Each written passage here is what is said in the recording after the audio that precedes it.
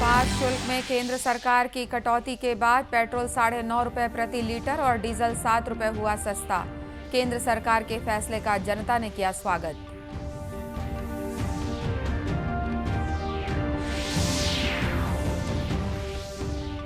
प्रधानमंत्री नरेंद्र मोदी टोक्यो में क्वाड सम्मेलन में भाग लेने के लिए आज रात जापान के लिए होंगे रवाना।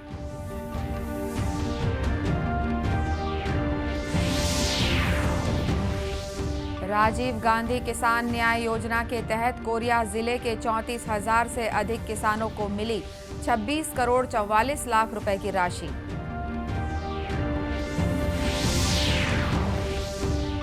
और छत्तीसगढ़ में कोरोना संक्रमण के सक्रिय मरीजों की संख्या हुई 36। कल 3 नए मरीजों की हुई पहचान।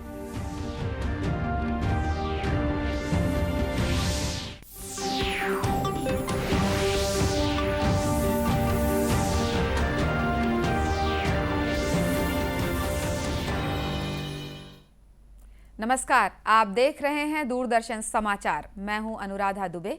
अब समाचार विस्तार से। आज से पेट्रोल की कीमत 9.5 रुपये प्रति लीटर और डीजल की कीमत 7 रुपये प्रति लीटर कम हो गई है। केंद्र सरकार ने कल पेट्रोल पर उत्पाद शुल्क में 8 रुपये प्रति लीटर और डीजल पर 6 रुपये प्रति लीटर की कटौती की घोषणा की थी।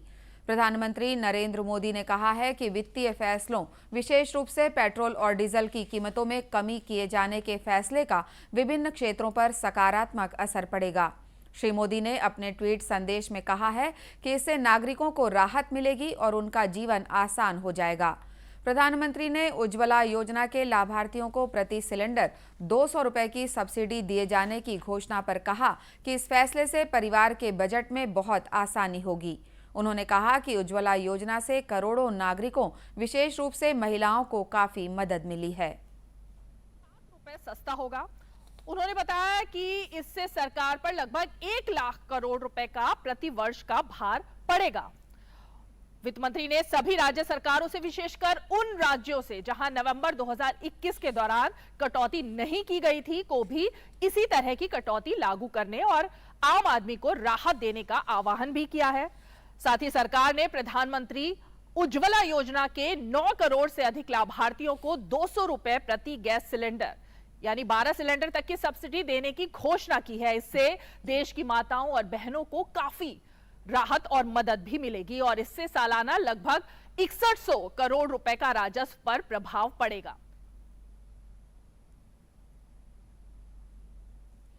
इस बीच अखिल भारतीय व्यापार संघ ने पेट्रोल और डीजल की कीमतों में कमी करने के सरकार के फैसले का स्वागत किया है। बातचीत में संघ के महासचिव प्रवीण खंडेलवाल ने कहा है कि ईंधन कीमतों में कमी होने से परिवहन लागत कम होगी और निर्माताओं को विभिन्न वस्तुओं की कीमतें भी कम करनी चाहिए। इधर केंद्र सरकार के द्वारा डीजल और पेट्रोल की कीमतों में कमी किए जाने पर छत्तीसगढ़ के विभिन्न वर्गों ने इस निर्णय का स्वागत किया है। लोगों ने कहा कि डीजल की कीमतों में कमी किए जाने पर रोजमर्रा के सामानों में कमी आने की संभावना है।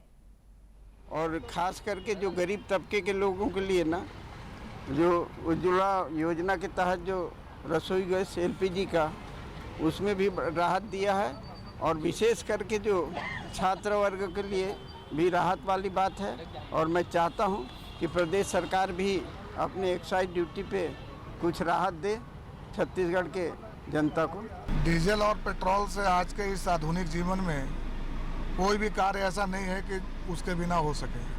और ये जो केंद्र की मोदी सरकार ने ये जो ऐतिहासिक फैसला लिया है, जिसके लिए हम उन्हें बहुत बहुत धन्यवाद देते हैं। पेट्रोलियम मंत्री हरदीप पुरी जी को धन्यवाद देते हैं कि उन्होंने एक्साइज ड्यूटी कम करके पेट्रोल में 9.5 रुपया, डीजल में 7 रुपया, एलपीजी में 200 रुपया की राहत दी है। ये बहुत बड़ी राहत है और हम छत्तीसगढ़ सरकार से मांग करते हैं कि वो भी अपना एक्साइज ड्यूटी में कटौती कर और भी इस डीजल और पेट्रोल का रेट कम करें। देखिए, सबसे ज़्यादा असर तो मिडिल क्लास में आएगा, लोअर मिडिल क्लास में आएगा, क्योंकि जो 9-9.5 रुपये पेट्रोल पे जो है, आप देखिए अगर एक आदमी 100 रुपये का पेट्रोल रोज आ रहा है तो अगर उसका सब कैलकुलेशन करो तो परिवार का सिलेंडर का पैसा भी बचता है और पेट्रोल से भी पैसा बचेगा, जिससे घर की महिलाओं का सेविंग बढ़ेगा और रोज़मर्रा के लिए वो अपने परिवार पे और ज़्यादा कुछ ना कुछ खर्चा अच्छे से कर सकेंगे। बिल्कुल बहुत ही सकारात्मक फ़र्क पड़ेगा। 9.5 रुपये पर लीटर पेट्रोल कम होना मतलब डेली से आना जाना जिसका कॉलेज और स्कूल रहता है वो बच्चों लोग को बहुत फ़र्क पड़ेगा और मध्यम वर्ग को भी बहुत फ़र्क पड़ेगा। मैं केंद्र सरकार को आपके चैनल के माध्यम से बहुत बहुत शुभकामनाएं देना चाहूँगा और अपने राज्य सरकार से भी मांग रखूँगा कि वो भी अपने एक्साइज ड्यूटी में कुछ कमी करें और आम जनता को फ़ायदा पहुँचाए। गौरतलब है कि केंद्र सरकार ने केंद्रीय उत्पाद शुल्क में 8 रुपये प्रति लीटर और डीजल पर 6 रुपये प्रति लीटर की कमी की है। इससे पेट्रोल की कीमत 9.5 रुपये प्रति लीटर और डीजल की कीमत 7 रुपये प्रति लीटर कम हो जाएगी। इस बीच प्रदेश के पूर्व मुख्यमंत्री और भाजपा के राष्ट्रीय उपाध्यक्ष रमन सिंह ने पेट्रोल और डीजल की कीमतों में कमी किए जाने के केंद्र सरकार के निर्णय का स्वागत किया है। मीडिया से बातचीत में उन्होंने कहा कि ये निर्णय बढ़ती हुई महंगाई को कम करने में कारगर कदम साबित होगा। श्रीमती निर्मला सीतारमण जी ने एक बहुत ही महत्वपूर्ण घोषणा आज की है और मैं इसके लिए उन्हें बधाई देना चाहता हूं कि डीजल और पेट्रोल की कीमत में कम करने के लिए एक्साइज ड्यूटी में कमी लाने का एक महत्वपूर्ण कदम उन्होंने उठाया है। इसका असर ये होगा कि पेट्रोल अब 9.5 रुपया सस्ता हो जाएगा और डीजल की कीमत में 7 रुपया की कमी आ जाएगी। ये बढ़ती हुई महंगाई के लिए उठाया गया एक बहुत महत्वपूर्ण कदम है। परिवहन से लेकर अन्य क्षेत्रों में पेट्रोल और डीजल का बहुत बड़ा योगदान रहता है। ये इस कदम से उसको लाभ मिलेगा और उसके साथ ही साथ 200 रुपया सिलेंडर की कीमत में कमी लाई गई है। ये गरीबों के लिए बहुत बड़ी राहत। प्रधानमंत्री नरेंद्र मोदी टोक्यो में क्वाड सम्मेलन में भाग लेने के लिए आज रात जापान के लिए रवाना होंगे। वे जापान के प्रधानमंत्री फूमियो किशिदा के निमंत्रण पर 2 दिन की जापान यात्रा पर जा रहे हैं। प्रधानमंत्री नरेंद्र मोदी जापान के दौरे पर जा रहे हैं। इस दौरान वो भारत, अमेरिका, जापान और ऑस्ट्रेलिया के साथ क्वाड शिखर सम्मेलन में हिस्सा लेंगे। ये क्वाड की तीसरी शिखर बैठक है। इससे पहले सितंबर 2021 में अमेरिका में पहला शिखर सम्मेलन हुआ था, तो उससे पहले मार्च 2021 में क्वाड देशों के शीर्ष नेताओं ने वर्चुअल बैठक की थी। इसके बाद इसी साल मार्च में भी वर्चुअल बैठक हुई। इस दौरान चारों नेता प्रमुख वैश्विक मुद्दों पर चर्चा करेंगे, जिसमें हिंद प्रशांत का मसला भी शामिल है। भारत, अमेरिका, जापान और ऑस्ट्रेलिया के समूह क्वाड की ये बैठक ऐसे समय में होने जा रही है जब रूस और यूक्रेन का संघर्ष जारी है। सम्मेलन में पिछले बैठकों के मुद्दों की प्रगति की समीक्षा होगी, तो तमाम अन्य क्षेत्रों में कैसे आपसी सहयोग को बढ़ाया जाए, इसको लेकर भी नेता अपनी बात रखेंगे। केंद्रीय विदेश सचिव विनय मोहन क्वात्रा ने नई दिल्ली में संवाददाताओं को बताया कि क्वाड सहयोग एक समान मूल्यों और लोकतंत्र के सिद्धांतों, अंतर्राष्ट्रीय कानून और नियम आधारित अंतर्राष्ट्रीय व्यवस्था के प्रति प्रतिबद्धता के साथ साथ स्वतंत्र और समावेशी हिंद प्रशांत क्षेत्र के दृष्टिकोण पर आधारित है। राज्य सरकार ने राजीव गांधी किसान न्याय योजना के तहत कोरिया जिले के 34,000 से अधिक किसानों को लगभग 26 करोड़ 44 लाख रुपए की राशि अंतरित की है। पूर्व प्रधानमंत्री राजीव गांधी की पुण्यतिथि पर बैकुंठपुर में आयोजित कार्यक्रम को मुख्यमंत्री भूपेश बघेल ने वर्चुअल माध्यम से संबोधित किया। वहीं संसदीय सचिव और विधायक अंबिका सिंह देव ने कार्यक्रम के बाद मीडिया से बातचीत में कहा कि इस योजना से आम लोगों को बहुत लाभ मिल रहा है। इस योजना से लोगों को बहुत लाभ मिल रहा है। आप आज के तारीख में जब आप जाएंगे, आज हमारे हिंदुस्तान की सोसाइटी जो है ये एक अग्रेरियन सोसाइटी है। मूलतः हम एग्रीकल्चर बेस्ड हैं और जब हमारे एग्रीकल्चर सेक्टर को, हमारे किसानों को फ़ायदा हो रहा है तो इसका असर इकोनॉमी के हर एक सेक्टर पर पड़ता है और यही हमारे यहाँ देखा जा रहा है।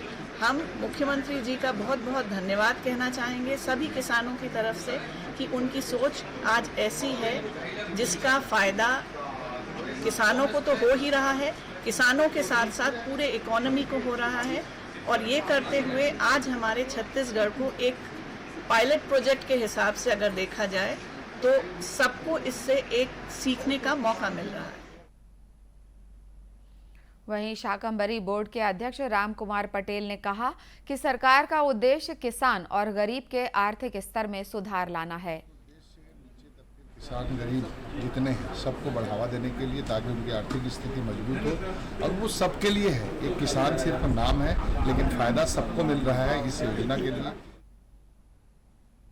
सरगुजा आदिवासी विकास प्राधिकरण के उपाध्यक्ष गुलाब कमरो ने कहा कि भारत की आत्मा गांव में बसती है।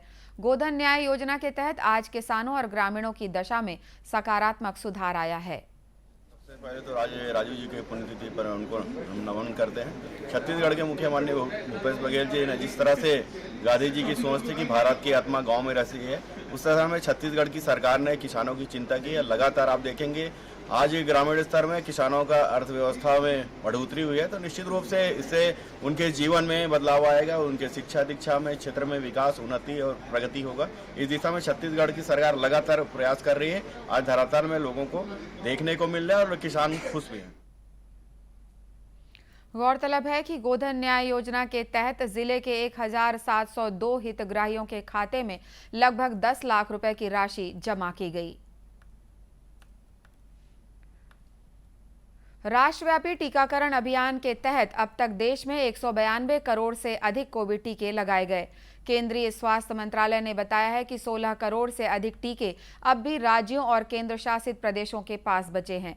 देश में कोरोना संक्रमण से स्वस्थ होने की दर 98.75% है। इधर छत्तीसगढ़ में कल कोरोना संक्रमण के 3 नए मामले सामने आए हैं। इन्हें मिलाकर राज्य में कोरोना के सक्रिय मरीजों की संख्या 36 हो गई है। राज्य के करीब जिलों में कल कोरोना संक्रमण का कोई मामला सामने नहीं आया है। प्रदेश में कोरोना पॉजिटिविटी दर 0.11% तक पहुंच गई है। प्रदेश में अब तक 11,52,377 कोरोना संक्रमित मरीजों की पहचान की जा चुकी है। आजादी के लिए भारत का शानदार संघर्ष आधुनिक विश्व के महानतम संघर्षों में से एक है। दूरदर्शन समाचार इतिहास की धारा बदलने वालों की झलक रोजाना आपके लिए लेकर आ रहा है। आज हम बात कर रहे हैं भारतीय पत्रकारिता के अग्रदूत और सती प्रथा का उन्मूलन करने वाले समाज सुधारक राजा राम मोहन राय के बारे में। आज महान समाज सुधारक और बंगाल के पुनर्जागरण के अग्रदूत राजा राम मोहन राय की जयंती है। उनका जन्म 22 मई 1772 को बंगाल के हुगली जिले के राधानगर गांव में हुआ था। 15 वर्ष की उम्र में राजा राम मोहन राय ने बांग्ला, फारसी, अरबी और संस्कृत सीख ली थी। वे सभी तरह की धार्मिक कट्टरता और अंधविश्वास के पक्के विरोधी थे। इससे राजा राम मोहन राय और उनके परिवार के बीच मतभेद उत्पन्न हो गए। इसके बाद राजा राम मोहन राय ने घर छोड़ दिया और हिमालय का भ्रमण किया। इस दौरान वे तिब्बत भी गए। घर लौटने से पहले उन्होंने व्यापक भ्रमण किया। घर वापस आने पर राजा राम मोहन राय के परिवार ने इस आशा में उनका विवाह कर दिया कि वे बदल जाएंगे, लेकिन इसका राजा राम मोहन राय पर कोई प्रभाव नहीं पड़ा। वे वाराणसी चले गए और वहाँ वेदों और उपनिषदों का गहन अध्ययन किया। 1803 में पिता की मृत्यु के बाद राजा राम मोहन राय मुर्शिदाबाद वापस आए। उन्होंने कलकत्ता में महाजन के रूप में कार्य किया। 1809 से 1814 तक राजा राम मोहन राय ने ईस्ट इंडिया कंपनी के राजस्व विभाग में सेवा की। राजा राम मोहन राय ने 1814 में आदमीय सभा बनाई। आदमीय सभा ने समाज में सामाजिक और धार्मिक सुधार शुरू करने के प्रयास किए। राजा राम मोहन राय ने विधवा महिलाओं के पुनर्विवाह और संपत्ति में महिलाओं के अधिकार सहित महिला अधिकारों के लिए अभियान चलाया। उन्होंने सती प्रथा और बहुविवाह प्रथा का कड़ा विरोध किया। राजा राम मोहन राय ने समाज में खास तौर से महिलाओं की शिक्षा का भी समर्थन किया। 1882 में उन्होंने अंग्रेजी शिक्षा पर आधारित विद्यालय की स्थापना की। राजा राम मोहन राय ने 1828 में ब्रह्मो सभा की स्थापना की। इसके माध्यम से वे धार्मिक पाखंड को बेनकाब करना चाहते थे। उनके प्रयास सफल हुए और सती प्रथा का उन्मूलन हो गया। राम मोहन राय को 1831 में मुगल बादशाह अकबर द्वितीय ने राजा का खिताब दिया। उन्होंने ये सुनिश्चित करने के लिए राजा राम मोहन राय को मुगल साम्राज्य का दूत बनाकर ब्रिटेन भेजा कि सती प्रथा के उन्मूलन के लिए बनाए गए बंगाल सती विनियमन 1829 को न बदला जाए। इसके अलावा राय ने ब्रिटेन के राजा से ये आग्रह भी किया कि मुगल शहंशाह का भत्ता बढ़ाया जाए। 27 सितंबर 1833 को ब्रिटेन यात्रा के दौरान ब्रिस्टल के निकट स्टेपलेटन में मेनिंजाइटिस से उनका निधन हो गया। स्टेपलेटन ग्रोव्स में ही शुरू में उनको दफनाया गया। बाद में उन्हें पुनः 1843 में नजदीकी आर्नोस वेल सिमेट्री में दफनाया गया, जहां आज भी उनका मकबरा है।